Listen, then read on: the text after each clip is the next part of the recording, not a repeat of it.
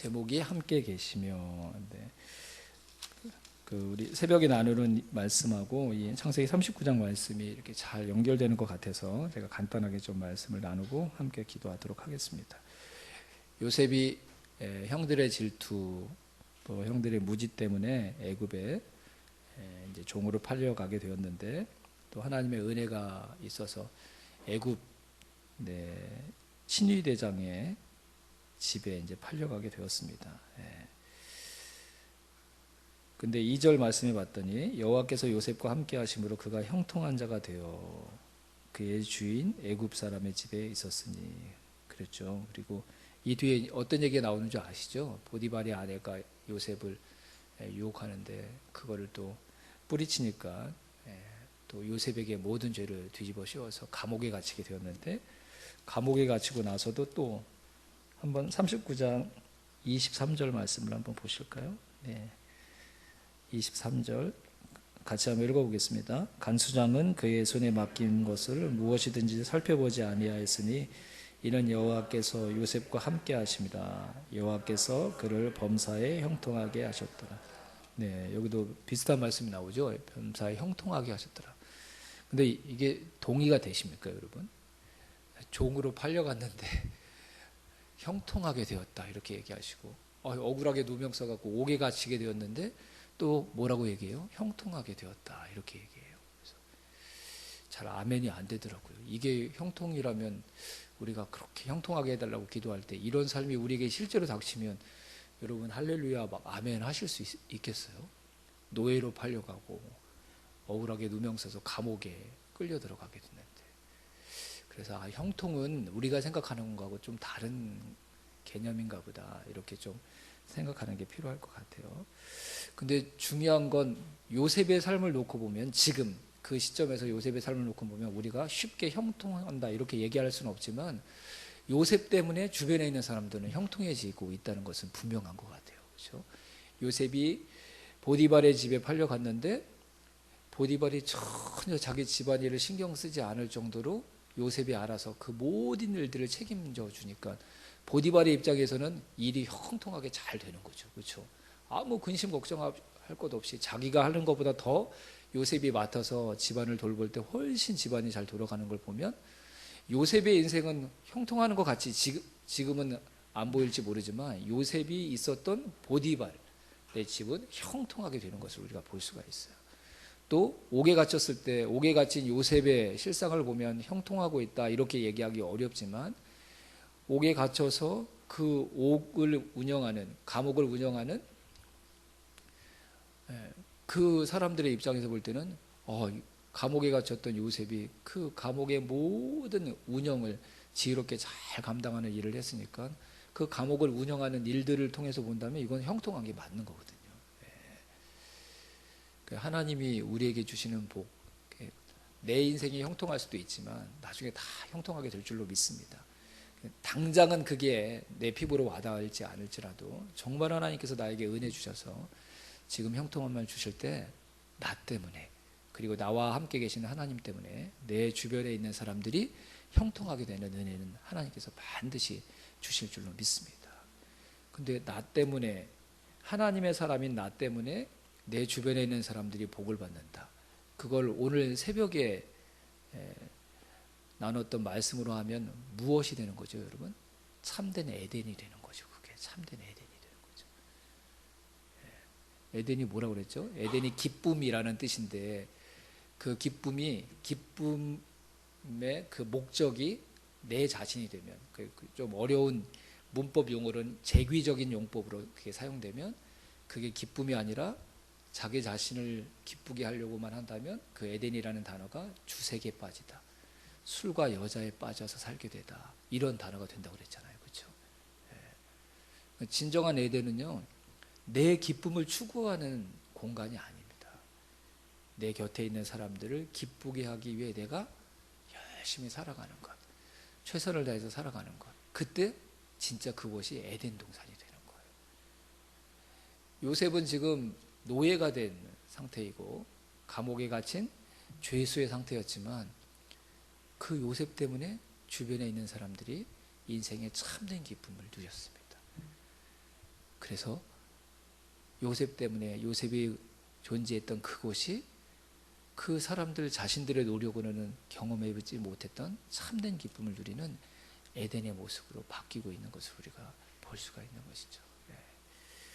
저와 여러분의 삶을 통해 우리 주변에 있는 사람들이 에덴의 기쁨을 누리는 그 일에 저와 여러분의 삶이 아름답게 쓰임받게 되기를 주님의 이름으로 축원합니다. 우리 교회가 그걸 위해서 기도해야 된다고 그랬어요.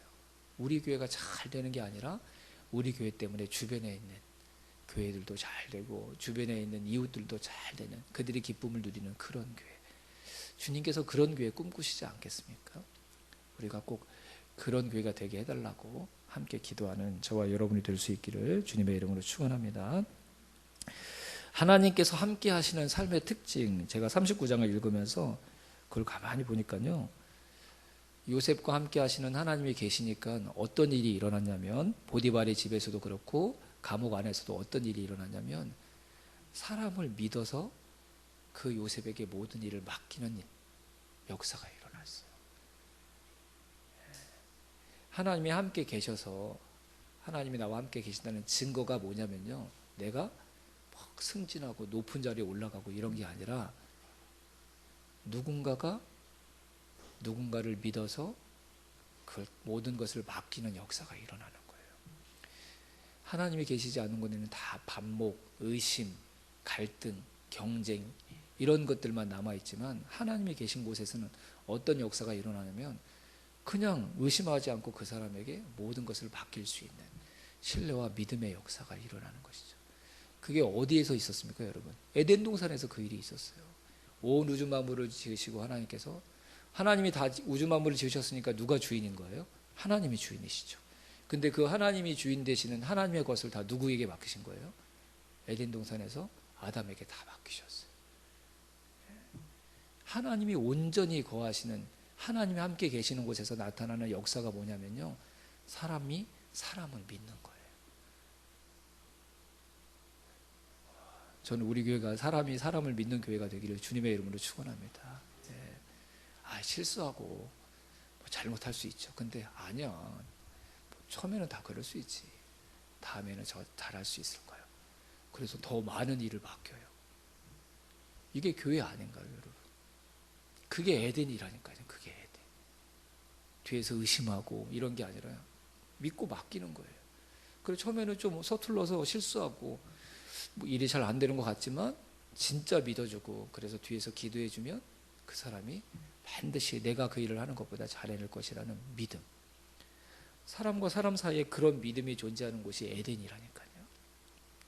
교회가 그런 곳이 되면요, 저는 교회로 사람들이 다 밀려올 것 같아요. 왜요? 세상에는 그런 관계가 없거든요. 내가 최선을 다해도 나쁜 의도가 있는 거 아닌가? 무슨 꿍꿍이 속이 있는 게 아닌가? 다 이렇게 바라보잖아요. 이렇게. 그러니까 그것 때문에 막 힘이 쭉 빠지고 다른 일을 또 맡겨도 안 하고 싶은 마음이 들고, 그러니까 효율이 일어나지 않고, 내가 오너가 아닌 직장에서 뭔가 큰 역사도 일어나지 않고 그러는 거죠. 그러니까 세상에 재미가 없어요. 서로 나는 이만큼 하는데 나한테 오는 건 그거보다 작다고 때문에 서로가 서로를 다 미워하고 그러죠. 근데 에덴 동산은 안 그랬어요. 하나님이 일방적으로 다 창조하신 하나님의 모든 것인데, 그 피조물 중에 하나님 인간에게 그 모든 것을 그냥 다 맡기셨다니까요. 하나님이 불안에 떨어서 맡긴 게 아니라 진짜 잘할 거라고 믿고 다 맡기신 거예요. 그곳이 에덴 동산이었습니다. 에덴 동산. 저는 우리 소망교회가 하나님이 늘 함께 계신 그런 교회가 되기를 주님의 이름으로 축원합니다. 그래서 이 일이 일어났으면 좋겠어요. 사람이 많아지고 겉모습이 화려해지고 이런 게 아니라 사람과 사람들이 서로를 믿는, 생각만 해도 너무 가슴 설레요.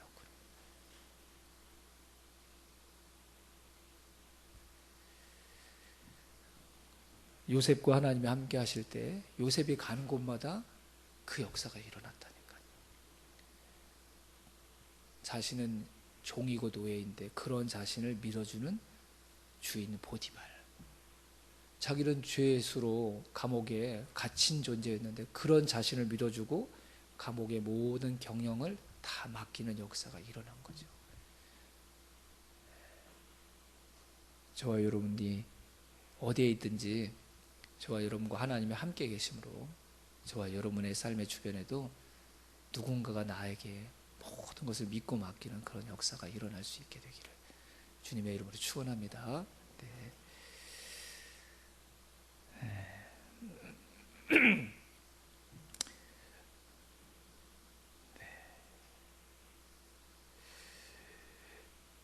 저는 요셉의 삶을 보면서 비록 요셉 개인적으로는 힘들고 어려운 삶이었지만 가는 곳곳마다 하나님이 함께 하셔서 이 세상을 에덴으로 바꾸시는 하나님의 능력, 하나님의 지혜를 보여주고 계시는구나 라는 사실이 이 39장을 이번에 읽으면서 다시 한번 보여지게 되었습니다.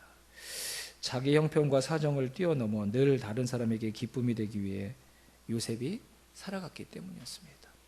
자, 하나님이 나와 함께 계셔서 이 세상 한복판에 에덴에서 누렸던 은혜와 기쁨을 누리게 해주시는 것, 그런 일이 일어나기 위해서 요셉이 해야 될 일이 있었습니다. 요셉이 해야 될 일, 그게 뭔지 아십니까? 하나님이 함께 계신다는 걸 누가 봤어요? 보디발이 봤거든요. 보디발이 요셉과 하나님이 함께 하시네, 이걸 봤어요. 이게 엄청난 거죠, 그렇죠? 저와 여러분 주변에서도 그런 고백이 있게 되기를 바랍니다. 저와 여러분과 함께하는 하나님을 우리 곁에 있는, 우리 주변에 있는 사람들이 보는 거예요. 저 사람하고는 하나님이 함께 계셔. 최고의 칭찬이죠. 그러면 그런 칭찬을 들을 수 있는 사람이라면 그분이 있는 그곳이 교회입니다. 교회. 거기가 일터이든 가정이든 안 믿는 친구들 가운데 있는 모임이든 저 사람에게는 하나님이 함께 계시는 것 같아, 이런 고백이 있다면 우리가 진짜 교회로 존재하고 있는 것이죠. 자, 근데 하나님이 함께 계심을 보디발이 보고 감옥에 있는, 감옥을 경영하는 사람들이 보고, 이런 것도 중요한데요, 진짜 중요한 건 뭐냐면 요셉도 그 사실을 믿고 있어야 돼요. 하나님이 나와 함께 계신다는 사실을 요셉도 믿어야 돼요. 요셉도. 근데 요셉은 그 사실을 진짜 믿었어요. 그걸 어떻게 알 수 있을까요? 보디발의 아내가 요셉을 유혹할 때 그 아내를 향해, 자기 안 주인을 향해 요셉이 고백했던 말이, 요셉이 하나님이 지금 나와 함께 계신다는 것을 믿고 있음을 보여주는 것입니다. 뭐라고 그랬죠? 이건 당신과 내가 짓는 죄가 아니라 하나님께 짓는 죄라고 이렇게 얘기를 했어요. 보디발만 요셉과 함께 하시는 하나님을 본 게 아니라 요셉이 늘 나와 함께 하시는 하나님을 보고 있었던 거예요. 지금 당신이 나에게 죄를 짓고 내가 당신을 향해서 죄를 짓는 게 아니라 우리가 지금 하나님께 죄를 짓고 있는 것이다. 우리의 삶을, 우리의 행동을, 우리의 일거수일투족을 하나님이 보고 계시는데 그분에게 우리가 죄를 짓는 행위다. 그러면서 그 유혹을 이기는 것이죠. 나와 함께 계신 하나님을 내 주변에 있는 사람들이 보는 것, 그거 참 중요한 일입니다. 하지만 더 중요한 건, 정말 그런 삶을 살아가기 위해 정말 우리 한 사람 한 사람에게, 우리 각자에게 더 중요한 건 뭐냐면 내가 먼저 하나님이 나와 지금 함께 하신다는 것을 믿으면서 사는 거예요. 내가 품었던 생각, 내 머릿속에 숨겨놓을 수 있는 생각이 아닙니다. 하나님이 보고 계셨던 생각입니다. 누군가에게 탁 내뱉고 싶었는데 내가 참았던 그 말 한마디, 그 사람은 알지 못했지만 그 말을 하려고 했던 내 마음과 중심을 하나님이 이미 보고 계셨던 것입니다. 왜 요셉이 자기의 그 어려운 상황에서도 종으로 지내는데 그 자기 주인에게 충성을 다할 수 있었을까요? 죄수의 몸으로 감옥에 갇혔는데도 왜 거기에서 절망하지 않고 거기서 또 해야 될 일들을 최선을 다해서 감당할 수 있었을까요? 그 사람들 때문이 아니었습니다. 자기의 주인 보디발 때문에, 또 그 감옥을 경영하는 그곳에 실세들 때문이 아니라 자신과 지금도 함께 하시는 하나님 때문에 요셉이 그 삶을 살아갈 수 있었던 것이죠.